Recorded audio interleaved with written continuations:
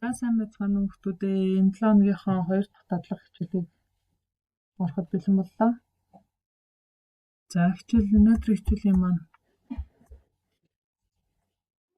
сэдв гүйцэтгэлийн шалгуур үзүүлэлт 4-4-өөр хоёр талын эргэлттэй хөдөлгүүрийг алсаас ба байрнаас удирдах гэсэн энэ дадлага хичээлийг орох нэ. За өмнөх дадлагаар бид цахилгаан хөдөлгүүрийг дараалан ажилуулах удирдлагын эрхлэгийн дээр дохионы гэрлийг хэрхэн яаж холбох, дохионы гэрэл нь ямар үүрэгтэй вэ гэдгийг судалсан байгаа. За цэнхэр, ногоон, улаан гэсэн 3 гэрлээр дохионы гэрэл болгож ашиглаад үүнийгээ удирдлагын эрхлэгэнд холбосон. За цэнхэр гэрэл нь бол ийм нэг хөдөлгүүрийг ажиллаж байгааг тохиолох үүрэгтэй болвол ногоон гэрэл нь ийм 2 хөдөлгүүрийг ажиллаж байгаа эсэхийг мэдээлэх үүрэгтэй. За улаан гэрэл нь бол цахилгаан хөдөлгүүрүүд ажиллаагүй зогсож байгааг мэдээлэх ийм үүрэгтэй холболтыг хийж сурсан байгаа. За өнөөдрийн хичээлийн маань зорилго хоёр эргэлттэй хөдөлгүүрийн хэд хэдэн цэгээс удирдах, за түүнд орох томголтой танилцах, хүчний болон удирдлагын схемийг зурж сурах, түүнийг ажилуулж шалгах ийм зорилготой хичээл байна. Схем шаардлагатай тоноглол үргэлжлэх буюу залгах салгах төхөөрөмж 1 шигийг, цахилгаан соронзон залгуур 2 шигийг, дулааны эрлээ 1 шигийг, 3 даралтай коноп 2 шигийг, асинхрон хөдөлгүүр 1 шигийг, цахилгаан дамжуулагч утас гэсэн тоноглолууд шаардлагатай болно.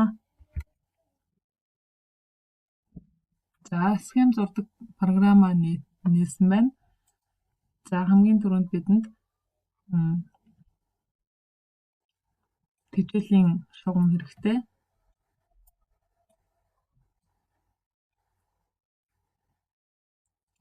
Залгах салгах төхөөрөмж буюу рубильник шаардлагатай.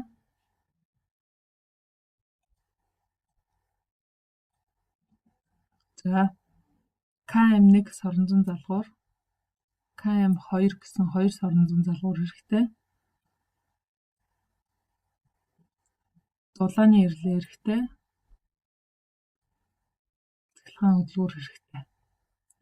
За хүчний хэлхээнд эдгээр тоноглолууд хэрэгтэй байдаг. За хүчний хэлхээнийхээ холболтыг хийцгээе. Тэжээлээс залгах салгах төхөөрөмж рүү фаз дараалалаар холбогдно. Залгах салгах төхөөрөмжөөс соронзон залгуурын үндсэн контактууд холбогдно. За соронзон залгуурууд маань хоорондоо фазын дараалалаар толгой хэсэг дээр холбогдно. За харин гаралтан дээрээ фазын дараалал солигдож холбогдно.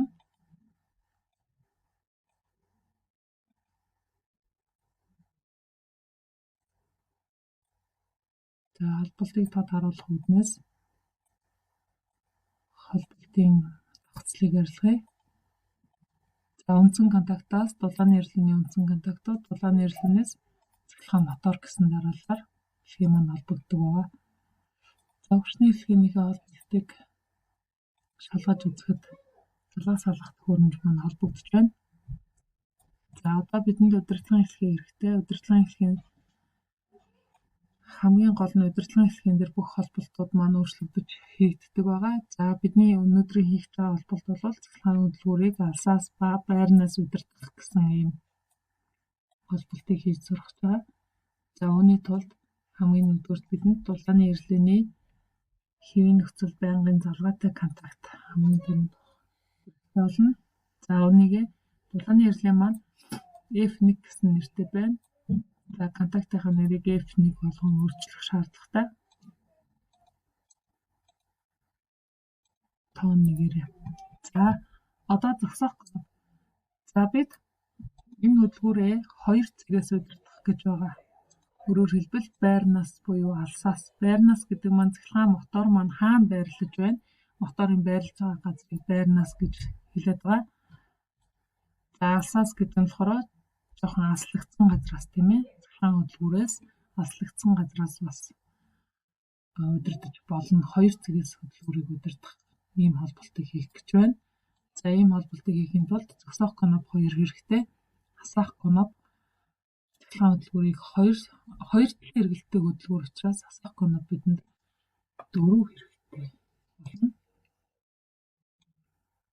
За S4 S5 S6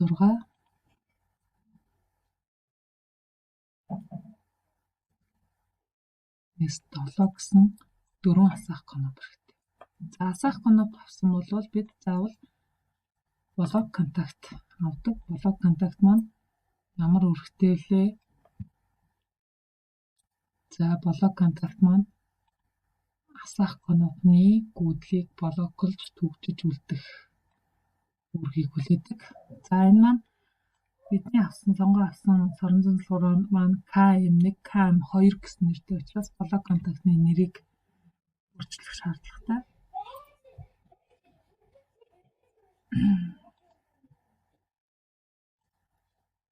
За нэрийг өөрчлөе. KM1. За энэ маань KM2 болж өөрчлөгдөнө. За тоогийн болохоор энэ дээр ингэж өөрчлөнө. За одоо бидэнд хоргийн контакт хэрэгтэй яагаад гэхээр 2 эргэлттэй хөдөлгүүр байдаг учраас бааз мөргөлтгөөс хамгаалж заавал хоргийн контактыг удирдлага хэлхийд холбож өгөх шаардлагатай. За хоргийн контактаа асаах коноптой цоо холболтоор холбоно. 2 эргэлттэй хөдөлгүүр учраас 2 хоргийн контакт хэрэгтэй. За хоргийн контактныхаа нэрийг өөрчлөе. Энд KM2-ийн 2 соронзон салгуурын хоргийн контакт холбогдох учраас нэрийг нь KM2 болгон өөрчлөе. Үүнийг KM1 болгон өөрчлөе. Хоргийн контакт маань хэвийн нөхцөлд байнгын залгаатай байдаг контакт байгаа. За одоо бидэнд дотоод зүйл гэвэл соронзон залгуурын катушк буюу оромг хэрэгтэй.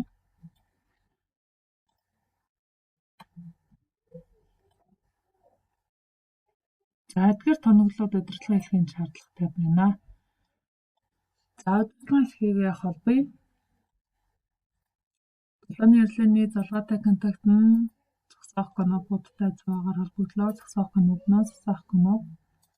За асаах конопнууд маань хоорондоо зэрэгцээ холболтоор холбогдож өгнө.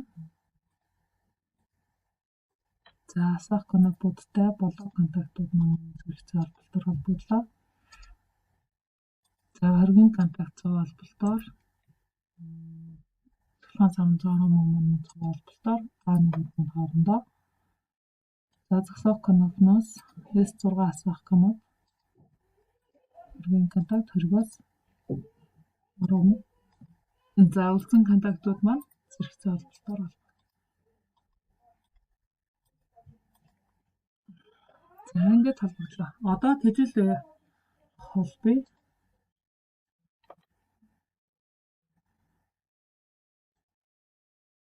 За ерөөдөө ийм холболт болж байна.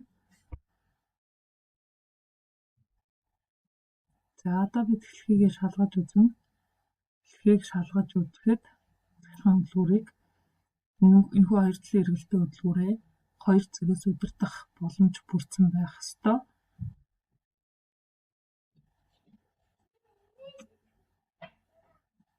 За S5, S6 хоёр маань цахилгаан хөдөлгүүрийг байрнаас буюу цахилгаан хөдөлгүүрийн яг хажуу талын удирдлагын самбараас удирдна гэж үзнэ.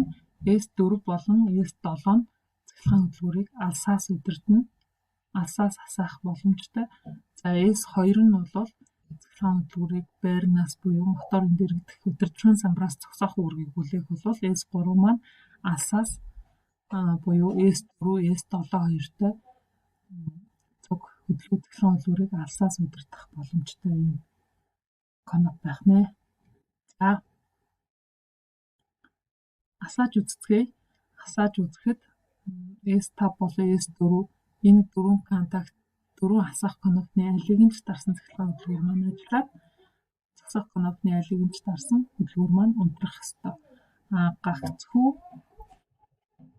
S4 гэсэн конопыг дараад хөдөлгүүр ажиллаж байх тохиолдолд 2 дугаар хэлхээний S6, S7 алийг ч дарсан хөдөлгүүр маань залгагдахгүй буюу фаз мөргөлдөхгүй байх ийм холболт хийсэн байх гэж найдаж байна. За шалгаж үзцгээе. S4-ийг дарлаа. Цахилгаан хөдөлгүүр маань зөвхөн эргэж байна. Зөвхөн эргэж байгаа гэж үзье. За S7-ыг дарахад фаз мөргөлдөхгүй буюу энэ хэлхий маань холбогдохгүй байх ёстой. Холбогдохгүй байна. Цахилгаан гүйдэл маань энэ 12 дээр ирээд цаашаа гүйхгүй байгааг та бүхэн анзаарч байна тийм ээ. За тэгвэл энэ хоргийн контакт маань нөгөө фаз мөргөлдөхөөс хамгаалаад энэ хэлхээ салгацсан байгаад байна. Заавал унтраах коноп дараад S7-г дарж иж хөдөлгүүр маань залгагдана. За S7-гоор энэ 2 дугаар хэлхийгээр хэлхээ битүүрээд хөдөлгүүр ажиллаж байх тохиолдолд 1-р хэлхээний асаах конопыг дарахад мөн энэ дээр гүйдэл маань ирээд тасарч байгааг та бүхэн анзаарч байгаа. За ингэж гэдэг байна. За ингэж хоёр талын эргэлттэй хөдөлгүүрийг асаас ба байрнаас хоёр зүгээс удирдах боломжтой байдаг. Ийм холболтыг хийж болдог байна. За холболтоо дахин нэг шалгая. S5-ыг дарахад хөдөлгүүр ажиллана. S3-ыг дарахад унтран, S7-ыг дарахад ажиллана, S2-ыг дарахад унтран гэх мэтчлэнгээр хоёр зүгээс цахилгаан хөдөлгүүрийг удирдах боломжтой байх нэ. Болох нэ.